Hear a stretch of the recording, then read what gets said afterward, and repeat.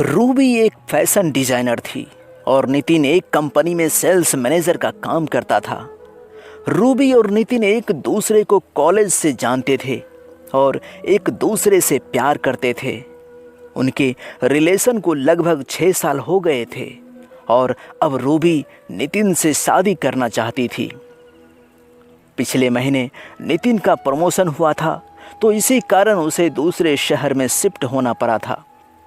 जाने से पहले वह रूबी से मिला था। रूबी बहुत उदास थी कि अब वो दोनों मिल नहीं पाएंगे, लेकिन रूबी ने नितिन को कभी मना नहीं किया जाने से।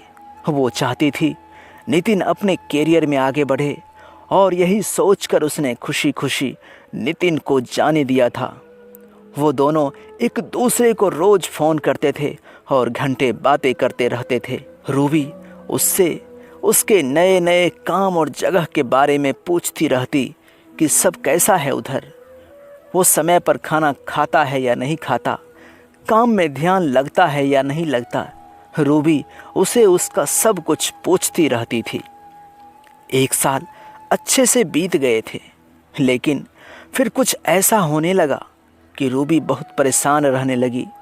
नितिन ना तो खुद रूबी को फ़ोन करता था और जब रूबी फ़ोन करती थी तो ये बोलकर फ़ोन रख देता था कि वो काम में व्यस्त है। रूबी को समझ नहीं आ रहा था कि नितिन ऐसा क्यों कर रहा है। भले कितना भी काम हो, 5 मिनट तो मुझसे बात कर ही सकता है। 1 महीना ऐसे ही चला गया। फिर रूबी थककर नितिन को फ़ोन करना छोड़ दी और नितिन तो अब उसे खुद से फ़ोन करता ही नहीं था। कुछ दिन ऐसे ही बीत गए तो रूबी ने खुद फ़ोन किया नितिन को। उसने फ़ोन नहीं उठाया। रूबी ने उसे 4-5 बार फ़ोन किया, फिर भी उसने फ़ोन नहीं उठाया और ना ही उसने बाद में खुद रूबी को फ़ोन किया। रूबी बहुत परेशान हो गई। वो सोचने लगी कि सच में नितिन काम में व्यस्त रहता है या कुछ और बात है। कुछ दिनों बाद रूबी अपने काम से छुट्टी लेकर नितिन को बिना बताए उससे मिलने चली गई। रूबी को नितिन का पूरा पता मालूम था कि वो कहाँ रहता है। रूबी रात के समय नितिन के घर पहुंची थी। उसने देखा कि नितिन के घर पर ताला लगा हुआ था। उसने नितिन को फ़ोन किया, लेकिन हमेशा की तरह नितिन ने रूबी का फ़ोन नहीं उठाया। फिर रूबी ने नितिन को मैसेज किया कि मैं तुम्हारे घर के बाहर खड़ी हूँ, तुम कहाँ हो। थोड़ी देर बाद नितिन ने फ़ोन किया और उसे बहुत डांटा कि तुम बिना बताए क्यों आ गई इधर, किसने बोला था तुम्हें इधर आने के लिए, और फ़ोन रख दिया। उसने रूबी की कोई बात नहीं सुनी। रूबी उसके घर के बाहर ही बैठी रह गई कि शायद नितिन को ऑफिस में बहुत काम हो और मैं बिना बताए आ गई, इसलिए वो गुस्सा हो गया और वो उसके घर के बाहर ही बैठकर उसका इंतज़ार कर रही थी। सफ़र में रूबी बहुत थक गई थी और उधर बैठे बैठे रूबी की आंखें लग गई और वो सो गई। सुबह उसकी आंख खुली तो उसने देखा कि नितिन अभी तक घर नहीं आया। उसने फिर से नितिन को फ़ोन किया। फ़ोन उठाते ही नितिन बोला, क्या है, तुम मुझे बार बार क्यों फ़ोन कर रही हो। रूबी बोली, तुम कहाँ हो, रात भर तुम घर नहीं आए। मैं इधर तुम्हारे घर के बाहर कल रात से तुम्हारा इंतज़ार कर रही हूँ। नितिन गुस्से में बोला, तुम चली जाओ, मैं नहीं आ सकता।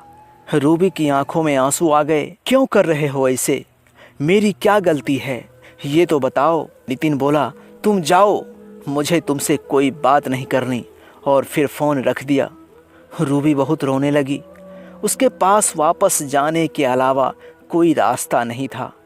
वो अनजान शहर में नितिन को कैसे और कहाँ ढूंढती। फिर उसने सोचा कि नितिन के पड़ोसियों से एक बार पूछ लें कि नितिन यहीं रहता है या नहीं, कि कहीं और शिफ्ट हो गया है। उसने पूछा तो उसे पता चला कि पिछले 1 महीने से नितिन यहाँ रहता ही नहीं है। ये सुनकर उसे और बुरा लगा कि नितिन ने उसे कुछ नहीं बताया था, वो कहीं और शिफ्ट हो गया है।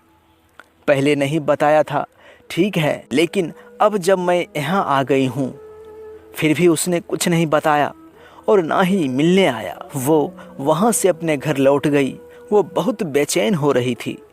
नितिन ऐसा क्यों कर रहा है? वो नितिन को फ़ोन और मैसेज करती थी, लेकिन वो ना तो फ़ोन उठाता और ना ही मैसेज का रिप्लाई करता था। कुछ 15 दिनों बाद नितिन का फ़ोन आया। रूबी अपने ऑफिस में थी। उसने तुरंत फ़ोन उठाया और ऑफिस से बाहर निकली बात करने के लिए। वो पूछने लगी कि नितिन, तुम्हें क्या हो गया है? तुम मेरे साथ ऐसा क्यों कर रहे हो? मुझसे कोई गलती हुई है तो मुझे बताओ, लेकिन मुझे ऐसे इग्नोर नहीं करो, मुझसे बात करो। इधर से नितिन बोला, अब प्लीज़ तुम मुझे भूल जाओ। मैं किसी और से प्यार करता हूँ और उससे शादी करने वाला हूँ और पिछले 1 महीने से उसके साथ ही रहता हूँ। इसीलिए तुमसे मिलने नहीं आया था उस दिन। हो सके तो मुझे माफ़ कर देना। मैं अपना फ़ोन नंबर भी बदल रहा हूँ। इतना बोलकर नितिन ने फ़ोन रख दिया। रूबी यह सब सुनकर मानो जैसे उसके पैरों के नीचे से ज़मीन ही निकल गई। उसका दिल बहुत ही तेज़ी से धड़कने लगा। वो रोने लगी और सोचने लगी, कैसे कैसे 6 साल का रिलेशन ऐसे कोई एक झटके में तोड़ सकता है। वो उसी वक्त ऑफिस से घर चली गई। वो बहुत रोई और फिर नितिन को फ़ोन करने लगी कि नितिन, ऐसे नहीं कर सकता, वो मुझे छोड़कर नहीं जा सकता। लेकिन जैसे नितिन ने कहा था कि वो अपना नंबर बदल रहा है, तो उसका फ़ोन भी नहीं लगा। रूबी डिप्रेशन में चली गई थी। वो 15 दिनों तक ऑफिस नहीं गई। हर रोज ऑफिस से फ़ोन आते थे। आखिर में उसके बॉस ने उसे बोल दिया कि ऐसे ही कुछ दिन और चला तो उसे अपनी नौकरी खोनी पड़ेगी। फिर कुछ दिनों बाद रूबी ऑफिस जाने लगी, लेकिन काम में उसका ध्यान नहीं रहता था। 5 महीने हो गए उस बात को। अब रूबी धीरे धीरे संभल रही थी। नितिन ने फिर कभी रूबी को फ़ोन नहीं किया, ना ही रूबी ने फिर कभी उसे फ़ोन किया। तो दोस्तों, कैसी लगी ये कहानी? आशा करता हूँ इस कहानी से ज़रूर कुछ सीख मिला होगा।